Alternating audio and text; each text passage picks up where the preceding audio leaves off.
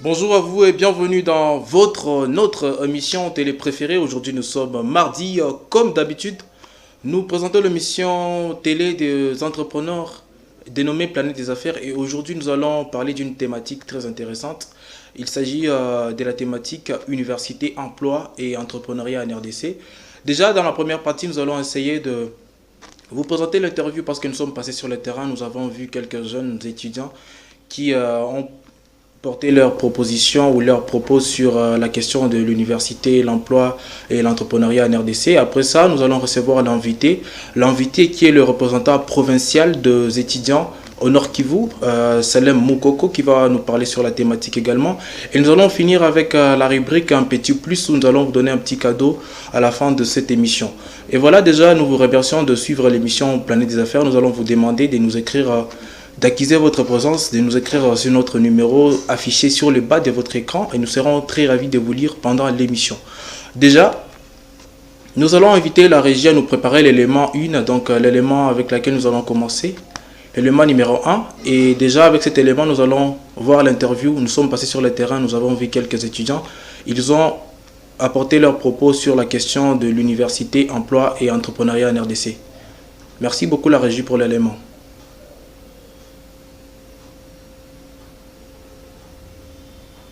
Bonjour Monsieur Didier.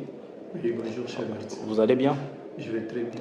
Voilà, vous pouvez d'abord vous présenter.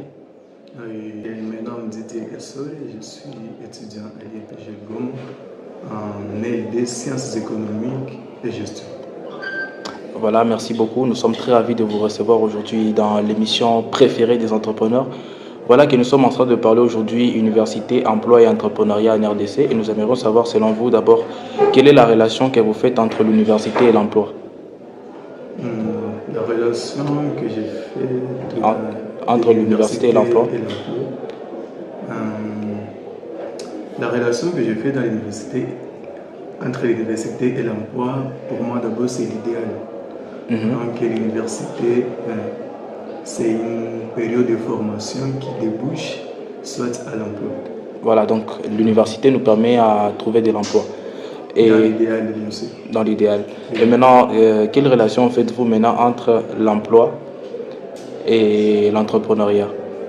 En fait, c'est même c'est toujours, ça va de même avec l'idéal du première de l'université avec, de la relation de l'université avec l'emploi, de même que la relation qui existe entre l'université avec l'entrepreneuriat. L'université aussi, comme je la vois comme une période de formation qui doit déboucher soit à l'emploi ou bien soit à l'entrepreneuriat. Et maintenant, selon vous, pensez-vous que entre l'emploi et l'entrepreneuriat, qui dépend de l'autre? Entre l'emploi et l'entrepreneuriat, qui dépend de l'autre? À cette question, je dirais que c'est l'entrepreneuriat qui dépend de l'emploi. Et voilà, vous avez déjà répondu, c'est bien. Et maintenant, selon vous, est-ce que l'emploi, donc l'université, appuie l'entrepreneuriat? La création donc l'entrepreneuriat? Pratiquement, je dirais oui, et encore je dirais non. Comment oui, comment non? L'université, je dirais oui. L'université appuie l'entrepreneuriat parce que pour faire l'entrepreneuriat et pour se démarquer, il faut avoir quand même une base de connaissances. Une base de connaissances qui est bonne, qui est solide. Et l'université est la meilleure base pour faciliter une meilleure connaissance de base afin de se démarquer dans l'entrepreneuriat. Et non, pourquoi maintenant? Je dirais alors non, que l'université n'appuie pas l'entrepreneuriat, partant de la réalité pratique de notre région, de notre pays en général. Notre système d'enseignement, la façon dont nous passons notre formation à l'université ne nous permet pas de nous démarquer dans le monde entrepreneurial. Comment on peut dire que l'entrepreneuriat est développé ou bien accompagné par les étudiants? Par les étudiants. Je participe, moi étudiant, à l'entrepreneuriat, premièrement parce qu'avec la base que je reçois à l'université, je suis capable de donner un conseil à un entrepreneur, pardon. Et surtout, je suis un peu mieux placé dans le domaine entrepreneurial, du fait que j'ai fait la science économique et de gestion. Et tu vois que je peux participer au conseil d'un entrepreneur qui souhaite lancer son activité ou qui rencontre quelques difficultés dans son domaine d'entrepreneuriat. Et du coup, là, moi, je réalise que je participe de cette façon à l'entrepreneuriat. Et comment maintenant on peut, par exemple, vous, personnellement, en tant qu'étudiant, est-ce que vous êtes entrepreneur? Oui, je suis entrepreneur. Voilà, c'est déjà une bonne chose. Et comment vous arrivez à gérer l'entrepreneuriat et avec les études? Oui, c'est très difficile. Tout d'abord, je dois évoquer cela parce que, du coup, l'entrepreneuriat que nous faisons en tant qu'étudiant, moi personnellement, donc je m'engage d'abord à trouver des personnes qui ne sont pas totalement dépendants de l'université. Parce que moi, je n'ai pas tout le temps à me consacrer en fond sur mon entreprise. Alors, je dois choisir comme je l'ai fait, j'ai choisi les personnes qui ne sont pas en tout temps à l'université. Et cela m'aide souvent à gérer mes entreprises. Le fait que je gère suite au rapport qu'ils me font, mes personnels que je fais avec l'entrepreneur. Voilà, maintenant, parce que nous sommes en train de chuter, nous sommes en train de finir. Maintenant, quel message pouvez-vous, par exemple, adresser aux autorités académiques et quel message pouvez-vous également adresser aux autorités politiques de la RDC pour vous aider à accomplir l'objet de ce que vous faites, par exemple la création de l'emploi, par exemple l'entrepreneuriat? Merci de me donner cette occasion de m'adresser d'abord aux autorités académiques. D'abord, c'est que le message que je peux laisser aux autorités académiques et que les autorités académiques puissent savoir qu'ils ne puissent pas se borner, qu'ils ne puissent pas donner dans leur vie qu'à ce qu'ils nous donnent seulement dans cette période que nous avons ici à l'université. Qu'ils puissent aussi penser de nous dans le monde après l'université. Cela va leur permettre de nous donner, premièrement, une formation qui ne va pas seulement rester dans la théorie, mais qui va nous aider aussi à nous démarquer dans la vie pratique après l'université. Deuxièmement aussi, qu'ils puissent comprendre que nous n'allons pas terminer la vie universitaire et commencer du coup la vie dans le monde des affaires ou dans le monde des emplois. C'est pour cela donc ils doivent aussi nous former en connaissance des causes. Donc de nous faire marier à ce monde d'affaires ou bien à ce monde d'emploi, ou bien à nous, s'ils ne peuvent pas, s'il n'est pas à mesure de nous faire marier à ce monde d'affaires ou monde d'emploi, qu'ils puissent d'abord même nous former à un temps réglementaire là, qui peut nous permettre de nous appliquer à l'université, mais aussi après que nous puissions nous appliquer dans le monde de l'entrepreneuriat, comme ne pas prendre les étudiants de 8h jusqu'à 16h. Voilà. Et maintenant, quel message vous adressez aux autorités politiques? Pour aussi les autorités gouvernementales, le message que j'ai annoncé à eux est qu'ils puissent aussi comprendre qu'ils ont l'obligation de nous occuper, nous les étudiants, qu'ils accordent la formation, parce que c'est les autorités aussi qui accompagnent la formation académique, qu'ils puissent aussi prendre conscience qu'après cette formation académique, nous avons aussi à passer dans les mondes des affaires, dans le monde. Alors ils doivent créer des opportunités pour nous. C'est de leurs obligations. De créer des opportunités pour nos temps économiques ou bien en créant d'emplois et en créant des opportunités économiques, en nous favorisant dans nos initiatives de création d'entreprises, mais aussi en créant des emplois pour, comme je l'ai souligné bien. Voilà, c'était tout. Merci beaucoup, M. Didier, pour le temps que vous nous avez accordé. C'était la partie interview. Nous avons reçu M. Didier Gassoré, qui est un étudiant en sciences économiques, qui nous a parlé sur la thématique, qui nous a donné son avis.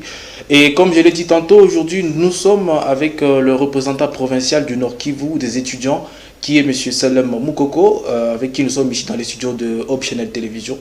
M. Salem, bonjour et bienvenue.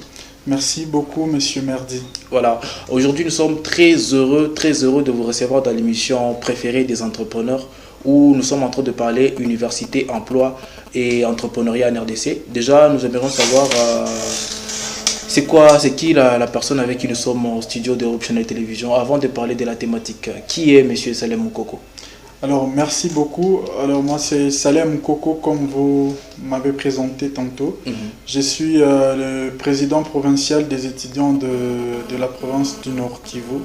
Et aujourd'hui, je suis très heureux également d'être aujourd'hui à Hope Channel. Question de parler beaucoup plus des questions qui cadrent avec l'entrepreneuriat, parce que vous serez d'accord avec moi, avec l'allure où va le monde aujourd'hui. Nous sommes en train de former plutôt des faiseurs d'emploi que des commandeurs d'emploi. Voilà pourquoi je suis très ravi de faire partie également de l'émission aujourd'hui. Merci beaucoup. Et déjà, nous aimerions savoir qui est M. Salem. Vous êtes le représentant des étudiants du Nord Kivu. À part ça, qu'est-ce que vous faites d'autre dans la vie? Alors, à part ça, également, je suis facilitateur dans une organisation dénommée Zekongostru, où nous sommes en train de former également beaucoup plus la jeunesse, surtout à ce qui concerne même la question du leadership et tant d'autres questions. Et à part ça, on est également consultant dans plusieurs autres organisations, à part les études bien sûr. Et je rappelle que je suis en Master 2 en études stratégiques, sécuritaires et gestion des conflits à l'Université de Goma. Voilà, déjà c'est une grande chose. Déjà, si on voit une personne qui représente une quantité aussi importante d'étudiants, parce que si on peut quantifier les étudiants du Nord Kivu, on peut dire qu'ils sont au nombre de combien aux environs? Alors déjà aujourd'hui sur le plan statistique, vous allez comprendre que la province du Nord Kivu regorge pas moins de 60 000 étudiants, parce que le nombre essaie beaucoup plus de baisser suite à des massacres, qui fait d'ailleurs que beaucoup plus d'institutions, que ce soit au niveau des Rutshuru, Masisi, ne savent plus comment fonctionner. Voilà pourquoi aujourd'hui on est à 60 000, mais avant la guerre, on était au-delà des 70 000 étudiants sur toute l'étendue de la province du Nord Kivu. Donc on peut dire qu'au studio là, on a une personne qui pèse 60 000 personnes. Peut-être bien, mais je pense que nous allons porter haut la voix des étudiants des provinces du Nord. Voilà. Comme nous sommes en train de parler de l'université, emploi et entrepreneuriat, déjà nous aimerions savoir quel est le lien que vous faites entre ces trois choses, l'université, l'emploi et l'entrepreneuriat. Alors déjà, merci beaucoup. Vous allez comprendre que déjà, c'est quelque chose de bien lorsqu'on parle de l'université, emploi et entrepreneuriat. Vous allez comprendre l'université dans une dimension où on a l'habitude de comprendre l'université comme étant univers. Mais lorsqu'on parle de l'emploi, c'est que une fois quitté l'université, d'après l'ancienne conception, une fois qu'on quitte l'université, c'est à ce moment-là que nous partons à la recherche de l'emploi. Mais avec la nouvelle vague, vous allez comprendre qu'on peut être à l'université et on travaille, tout comme on peut être à l'université et on est entrepreneur. C'est que lorsqu'on essaie maintenant de comprendre les bases même de l'université, emploi et entrepreneuriat, c'est ce que je l'ai dit tantôt, que avec l'émergence du monde aujourd'hui, on aimerait former, ou avec le nouveau système LM2, on forme plutôt le faiseur d'emploi, les faiseurs d'emploi qui est les commandeurs d'emploi. Donc voilà un peu ce que moi j'aimerais également clarifier à ce qui concerne ces concepts-là. Voilà déjà, et si on peut parler maintenant de l'université, maintenant comment l'université peut-elle mieux préparer les étudiants à devenir des entrepreneurs en RDC? Vous savez, lorsqu'on parle déjà de l'entrepreneuriat aujourd'hui au niveau des universités, c'est une notion où on essaie beaucoup plus de marteler, d'autant plus qu'avec le nouveau système, il y a tout un cours, il y a beaucoup de cours dans ce sens-là. Vous allez comprendre que avec le système éducatif congolais, on ne nous a pas appris à créer des emplois, et ça commence juste à venir ces derniers temps. Mais lorsqu'on parle de l'étudiant une solution, on aimerait assez que lorsque je suis à l'université, que nous puissions plutôt réfléchir en termes de comment je crée et pour que je puisse engager. Et là, j'aimerais aller dans des exemples beaucoup plus simples. Si 1000 étudiants congolais ou 1000 étudiants nord-kivusiens parvenaient chacun à créer un emploi et que nous allons engager 10 personnes, vous allez comprendre que si je ne me trompe pas en termes de chiffres, on sera en train d'engager 10 000 personnes. Exactement. Et que l'université aujourd'hui en République démocratique du Congo, dans la province du Nord Kivu, comprennent également cette logique avec les nouveaux systèmes, et c'est là que nous sommes en train de basculer également. Et j'espère qu'il y a encore beaucoup plus de défis qu'on tasser, mais avec le temps, vous allez comprendre que les choses vont également s'améliorer en fait à ce qui concerne beaucoup plus l'entrepreneuriat, parce que on ne comprend pas aujourd'hui, lorsqu'on parle de l'entrepreneuriat, lorsqu'on parle de création d'emplois, en fait, ça veut dire quoi concrètement? Mais heureusement qu'à l'université, on essaie de comprendre tout ça. Vous allez comprendre que l'entrepreneuriat vient toujours avant l'emploi. Exactement. L'entrepreneuriat vient toujours avant l'emploi, parce que je prends l'exemple même de Hope Chanel, c'est que c'est un entrepreneur qui réfléchit ce que je vais faire, et après il y a maintenant des personnes qui travaillent ici. Pour lui, il va dire que j'ai donné de l'emploi à toutes ces personnes-là. Et que donc à l'université également aujourd'hui, avec les nouveaux systèmes, c'est un peu, on essaie de marier la théorie à la pratique pour montrer, écoutez étudiants, avec l'allure où vont les mondes aujourd'hui, avec l'allure où va le monde, c'est préférable que nous puissions être le créateur de l'emploi que les commandeurs en fait. Voilà un peu ce que je peux dire. Et de votre côté, en tant que représentant provincial des étudiants du Nord Kivu, quelle démarche faites-vous dans ces processus-là pour aider les étudiants dans leur processus de création d'emploi ou bien de l'entrepreneuriat? Vous savez, en qualité de président provincial des étudiants du Nord Kivu, et on parle beaucoup plus de la représentation des étudiants du Congo section Nord Kivu. Nous sommes en train de réfléchir beaucoup plus pour voir dans la mesure des possibles comment mettre l'étudiant au centre des créations d'emplois. Mais vous allez comprendre qu'avant d'arriver dans cette démarche, le plus important est que l'étudiant lui-même doit d'abord prendre conscience de qui il est. Du moment où l'étudiant ne prend pas conscience que, écoutez, je suis un atout pour la République démocratique du Congo, on sera toujours en train de demeurer dans l'erreur du passé. Et moi, je n'aimerais pas que nous puissions nous retrouver dans cette erreur-là du passé. Voilà pourquoi, avec les différents porte-paroles de la ville de Goma et de la province du Nord Kivu, nous nous sommes dit que est-ce que c'est toujours important de continuer avec des formations d'entrepreneuriat, telle formation, parce qu'à fond, on essaie d'analyser l'impact sur le plan des résultats. Vous allez comprendre qu'il y a beaucoup de problèmes liés aux résultats. Mais l'approche que nous avons utilisée, c'est de dire, sensibiliser avec chaque porte-parole, bien sûr, c'est de sensibiliser chaque couche estudiantine. Question de leur montrer qu'avec l'allure où vont les mondes aujourd'hui, c'est impérieux que chaque étudiant se prenne en charge. On ne cherche pas le travail du moment où je finis mes études, mais le travail, nous devons chercher le travail du moment où je suis encore étudiant. On ne peut pas commencer à réfléchir emploi du moment où je viens de finir. C'est là que vous allez comprendre même qu'il y a des difficultés, où l'étudiant se lamente en disant « Ok, je viens de finir, on me demande 3 ans d'expérience professionnelle, où est-ce que je tire ?» Ou 5 ans, dans d'autres institutions bien sûr. Vous allez comprendre qu'en gros, on a l'habitude de dire, ok, où est-ce que je trouve? Mais du moment où je suis étudiant, je pense que vous êtes étudiant également. Moi, je suis étudiant. Mais au moins, on ne sait pas pour faire quelque chose. Et du moment où, lorsque vous quittez, vous aurez déjà en termes de l'expérience nécessaire.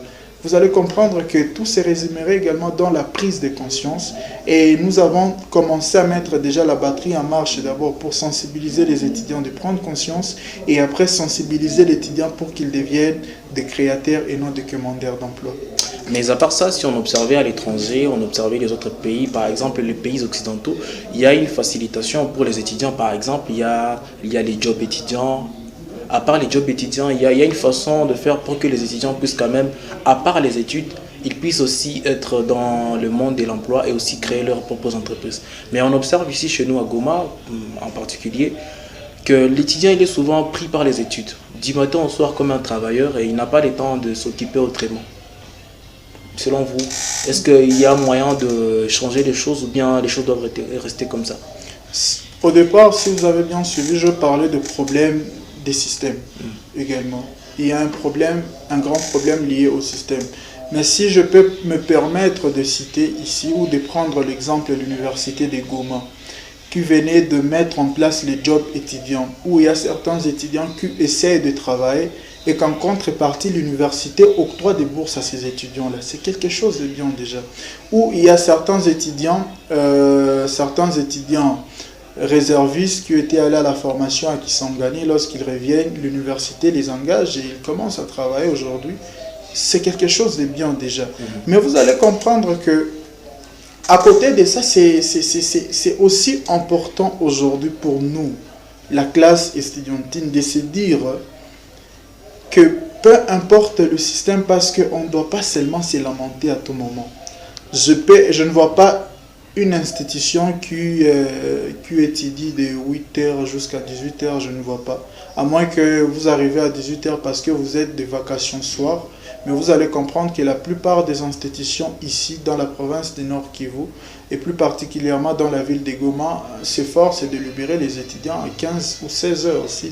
Actuellement c'est passé à 17 heures parce que le système congolais a changé. Avec le décret du Premier ministre. Voilà, nous sommes passés pendant la semaine anglaise, donc c'est déjà de 8 heures à 17 heures. Oui, mais n'empêche que l'étudiant puisse faire quelque chose. Parce que lorsque vous partez rechercher, ou lorsque vous êtes dans une organisation par exemple, vous allez comprendre qu'on essaie, on précise toujours, vous allez travailler partiellement ou vous serez vraiment disponible ici. Et là, on sait que vous êtes étudiant. Et lorsque vous êtes étudiant, moi je résume l'étudiant comme étant un chercheur. Et que donc vous allez comprendre que c'est important aujourd'hui pour les étudiants, bien au-delà de leurs recherches, qu'ils mélangent en fait la théorie à la pratique. C'est d'ailleurs ça aussi le système LM2. Parce que lorsqu'on vous apprend, je prends l'exagronome aujourd'hui, on vous apprend que non, nous en agronomie, on doit cultiver, on doit faire telle chose, on doit faire telle chose, c'est bon. Là, ce ne sont que des théories, mais lorsque je rentre chez moi, je dois faire de mon mieux pour avoir ne serait-ce que des champs où je vais apprendre ou appliquer je vais appliquer les théories apprises à l'école. Lorsque je suis en train de faire les études des droits, à un certain moment, je dois apprendre avec les procès fictifs comment est-ce que les choses se déroulent. Vous allez comprendre qu'on a toujours cette possibilité-là, mais le plus important, c'est que est-ce qu'on utilise vraiment cette opportunité-là comme il faut? Vous allez comprendre que c'est là également que ça pose des problèmes. Mais avec le nouveau projet que la représentation des étudiants travaille sur ça déjà, vous allez comprendre, nous allons réveiller encore la conscience de l'étudiant et essayer de booster l'étudiant pour qu'il devienne le créateur en fait et non le commandaire. Et dans ce processus d'accompagnement des étudiants, des créations d'emplois, et de l'université également, quel rôle joue le gouvernement dans tout ça pour faciliter cette création d'entreprises par les biais des universitaires?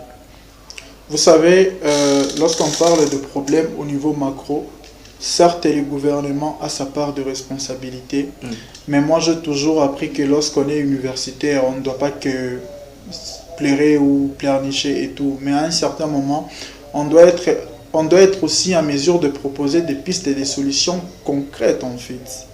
Et le gouvernement, bien sûr, a sa part de responsabilité parce que là, vous allez comprendre encore que le gouvernement essaie, avec le nouveau ministre de petites et moyennes entreprises, essaie de booster pour que les jeunes trouvent facilement de l'emploi. Mais c'est aussi important de montrer ou d'alléger peut-être les tâches aux jeunes. Parce que vous allez comprendre, dès que vous créez une entreprise, vous allez voir beaucoup de taxes. Telle taxe, alors que vous êtes encore au début en fait. Vous êtes au début et que donc, vous allez comprendre, et c'est là que même la plupart des étudiants nous posent la question, ok, est-ce que le gouvernement nous aide au moins? Est-ce qu'avec telle taxe, on ne donne pas vraiment le choix? Mais si le gouvernement peut travailler à ce sens-là, vous allez voir que ça va aider. Mais bien sûr qu'avec l'actuel ministre, il est en train de faire de son mieux. Mais nous, étudiants, nous avons déjà notre part de responsabilité. Parce que le plus important, ne pas de dire qu'est-ce que le Congo fait de moi, mais qu'est-ce que toi tu fais pour le Congo. Et si nous, étudiants, nous pouvons déjà réfléchir en termes que, écoutez, je suis congolais, je dois aussi servir mon pays, je dois apporter un plus pour ce pays, on sera en train de répondre et de pallier à beaucoup plus de problèmes qui rongent également la communauté congolaise, à savoir le chômage même. Voilà.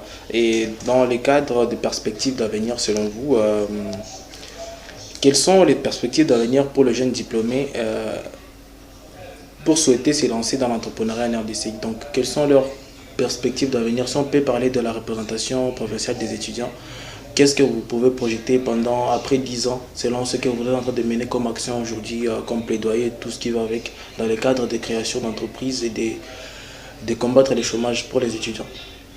Alors déjà, en termes de perspective d'avenir, vous allez comprendre que je suis en train beaucoup plus d'insister à la pratique.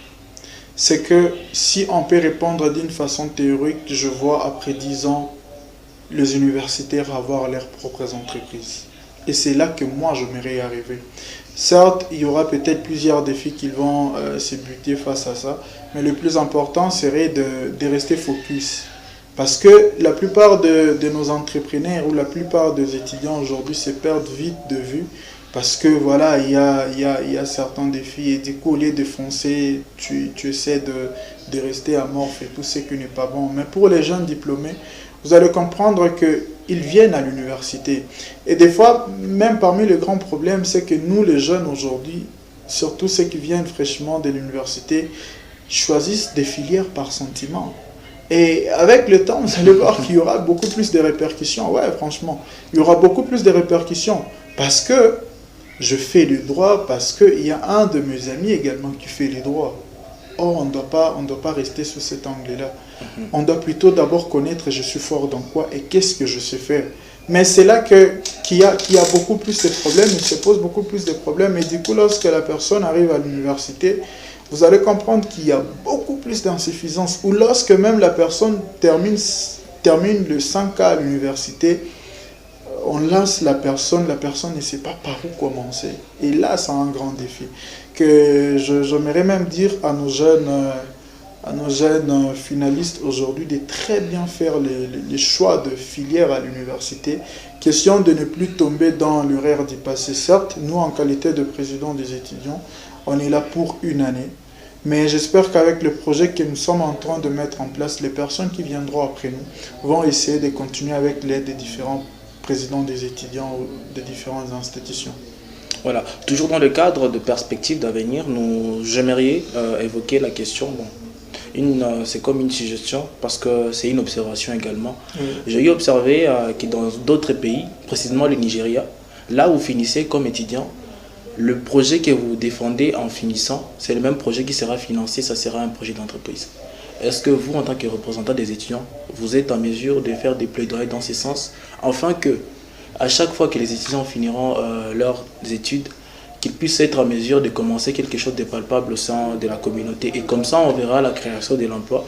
Parce qu'il y a même des pays, parce que si on cite le Canada, au Canada aujourd'hui, il y a plusieurs entreprises et même des personnes qui peuvent travailler. Donc il y a assez d'emplois pour tout le monde.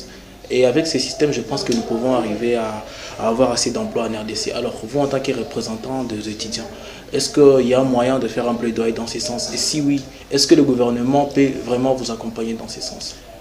Déjà, ce n'est pas aujourd'hui que nous avons commencé par mener ces plaidoyers. Mais vous allez comprendre qu'il y a un grand défi. Le défi, c'est quoi?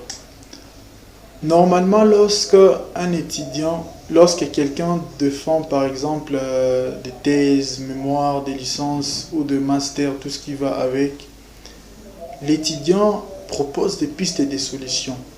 Et lorsque vous essayez de voir des pistes et des solutions, ce sont des pistes et des solutions qui sont pratiques. Et du coup, le plus important serait si les autorités revenaient au sein de nos universités pour essayer de voir qu'est-ce que les étudiants pensent lorsqu'on parle des questions de paix, par exemple. Qu'est-ce que les étudiants pensent lorsqu'on parle des questions de l'entrepreneuriat? Parce que nos étudiants de l'économie travaillent sur ça. Exactement. Ils ont des projets bancables. Mais il y a un problème où l'autorité ne sait pas revenir à l'université pour chercher qu'est-ce que les étudiants pensent dans telle filière. Vous avez d'ailleurs illustré très bien, j'ai aimé, lorsque vous avez donné l'exemple du Nigeria, où lorsque l'étudiant parle par exemple d'une telle organisation, on essaie de faire de notre mieux pour que les dirigeants ou les gestionnaires de l'organisation prennent part à cette soutenance-là, parce qu'on sait que l'étudiant va proposer de plus des solutions nettes et pratiques, ce qui n'est pas le cas aujourd'hui chez nous. Et du coup, vous allez comprendre même que dans nos universités, l'étudiant défend, après sa soutenance, lorsque tu reviens 2 ans après, tu trouves par exemple vos TFC, vos mémoires, au lieu de mettre ne serait-ce qu'à la bibliothèque, ils essaient de plier pour mettre quelque part, ce qui n'est pas honorifique. Ce qui n'est pas honorifique, alors que dans nos mémoires, dans nos travaux, les étudiants proposent des pistes et des solutions. C'est d'ailleurs un appel également aux autorités de commencer beaucoup plus à miser sur les travaux des étudiants, parce que là, il y a beaucoup plus de choses pratiques. Si on peut commencer à revenir de temps en temps aux universités, vous allez voir qu'on sera en train de répondre également à plusieurs questions. Parce que dans d'autres pays, lorsqu'il y a des problèmes, on rentre dans des universités. Qu'est-ce que les intellectuels, qu'est-ce que les universitaires pensent de telles choses, de telles choses, de telles choses? Parce que vous allez trouver toutes les réponses dans des universités.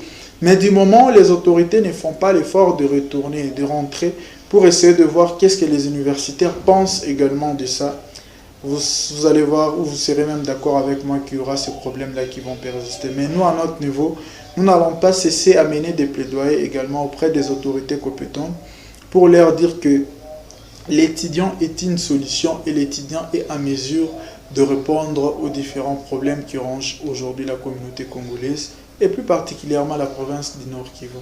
Mais le fait que le gouvernement ne fait pas confiance aux étudiants, cela est dû à quoi? Il pense que l'étudiant n'est pas assez formé pour proposer des pistes qui peuvent être concrètes, ou bien c'est quoi la problématique au fait? C'est pas que le gouvernement ne fait pas confiance aux étudiants, parce que lorsqu'on essaie de voir aujourd'hui les étudiants qui essaient de travailler dans des entreprises publiques, ce sont des étudiants également, ils sont là. C'est que chacun de nous doit faire la part des choses.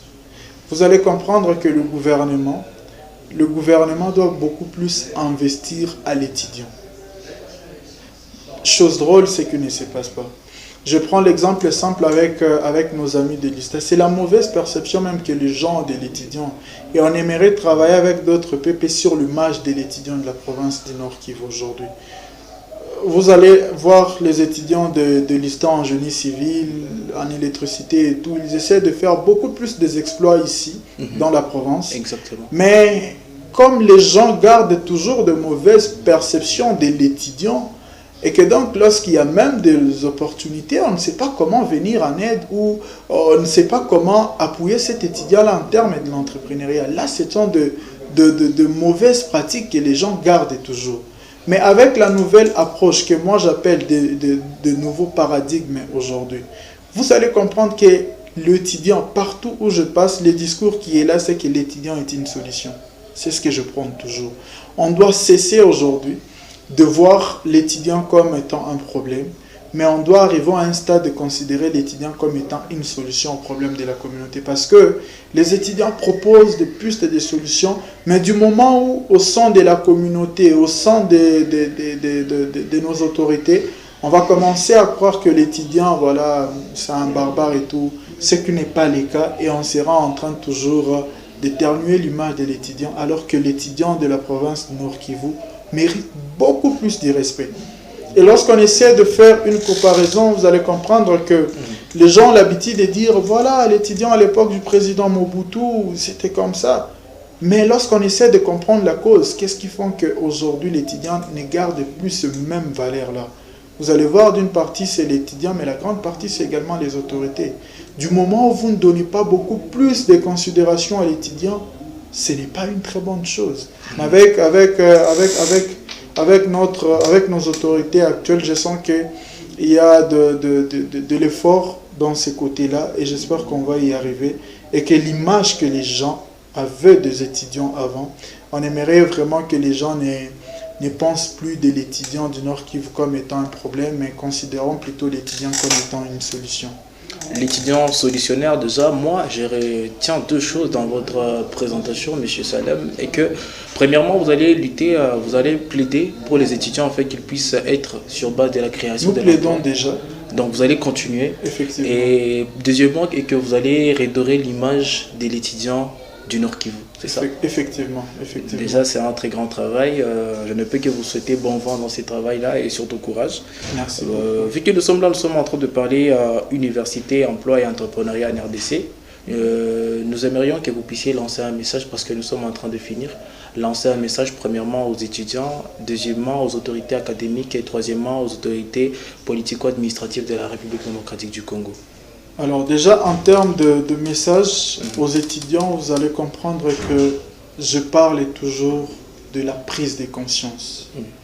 Parce que si nous voulons changer notre pays, nous les étudiants, nous devons prendre conscience de qui on est et de qu'est-ce que représente la RDC.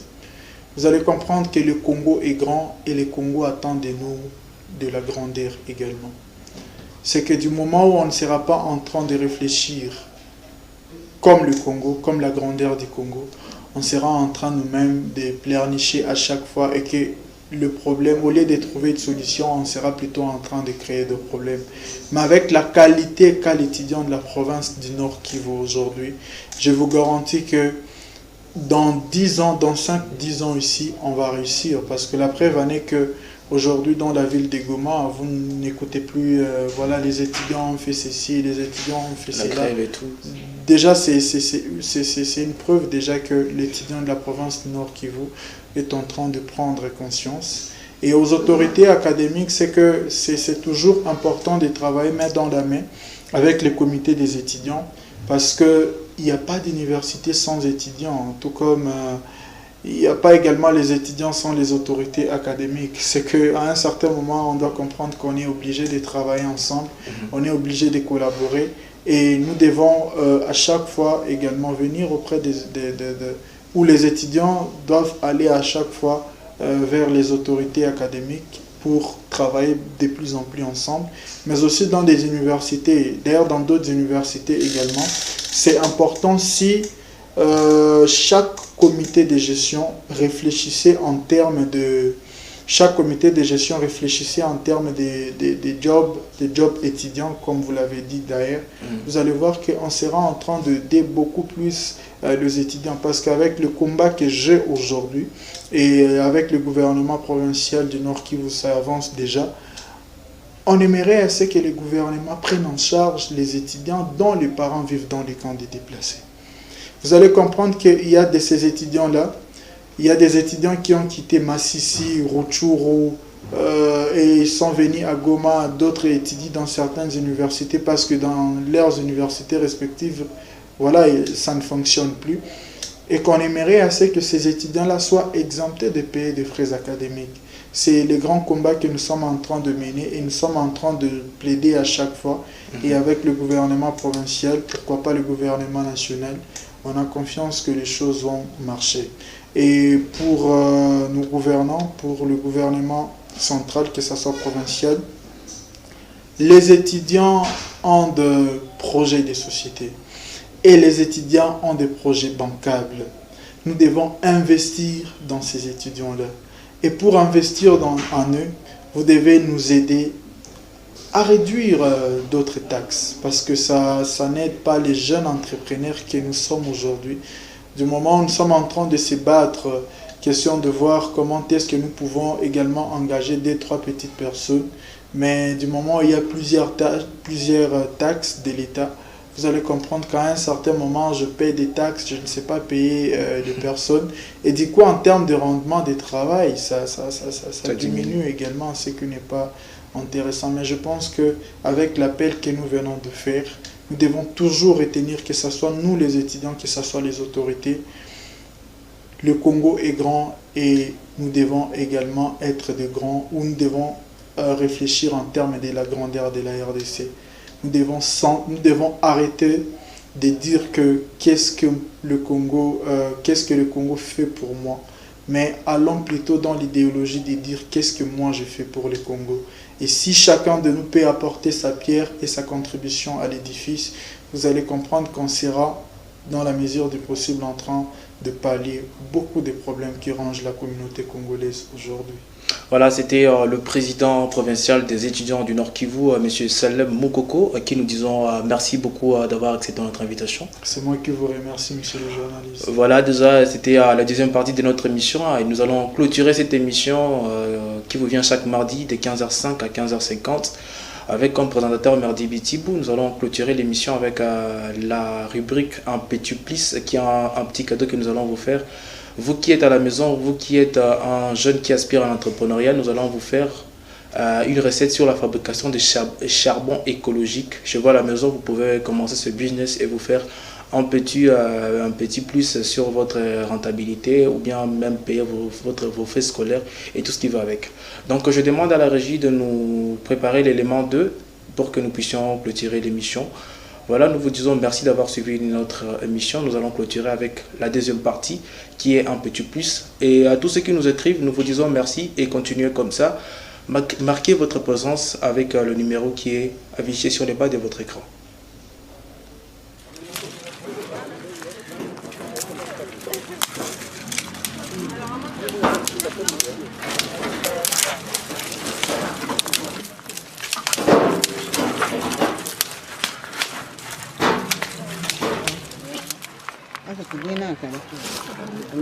Non 32. Voilà, 32.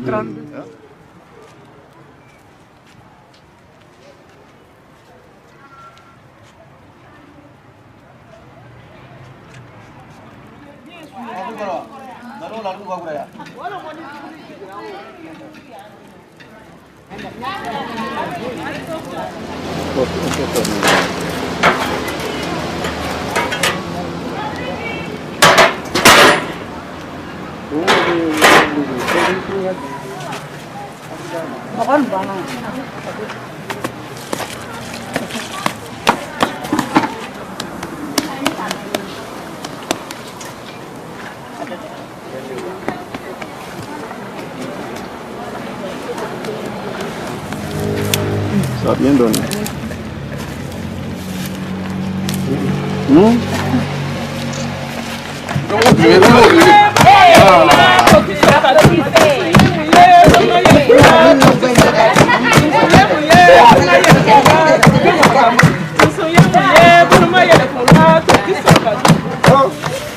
Depuis le bafara tene loko kele comme tele manana soro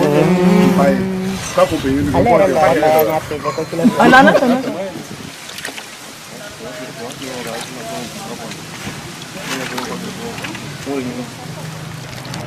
Ça, c'est ça qui permet. Quand vous tournez, ça pousse la matière en bas. Ça passe par le tuyau et ça sort sous forme de... Vous verrez cette forme-là. tout ça. Ouais. Donc, l'eau y a beau, on a ça qu'on a. On va blasser sans faire. On va donner Mignon.